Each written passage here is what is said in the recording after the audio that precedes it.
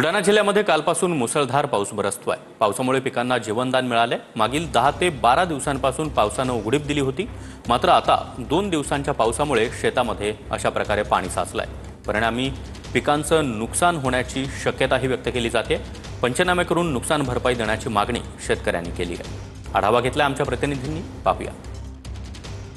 गेल्या 10 ते 12 दिवसापासून पावसानं उघड दिली होती, मात्र कालपासून बुलढाणा जिल्ह्यामध्ये मुसळधार पाऊस पडतोय। आपण बघू शकतो, मी सध्या चिखली तालुक्यातील या खंडाळा परिसरामध्ये आहे। आपण जर पाहिलं तर गेल्या 10 ते 12 दिवसापासून पावसानं उघड दिली होती, त्यामुळे पिकं सुकू लागली होती।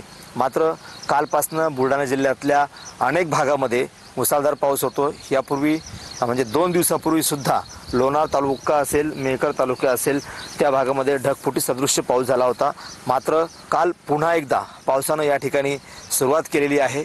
दुसरीकडे जर पाहिलं तर अनेक भागामध्ये अद्यापही पाऊस नाहीये, त्यामुळे त्या भागातील शेतकरी संकटात आलाय। त्या भागातील पिकं सुद्धा सुकू लागलेली आहेत। या तलावाच्या स्वरूपामुळे जी काही पिकं सध्या पाण्यामध्ये उभी आहेत, त्याचं सुद्धा या ठिकाणी मोठं नुकसान झाले। त्याचे सुद्धा पंचनामे करावे आणि नुकसान भरपाई द्यावी अशी मागणी या बुलढाणा जिल्ह्यातील शेतकऱ्यांची आहे। कॅमेरामन नीरज देशमुखसह गणेश सोळंकी, TV9 मराठी।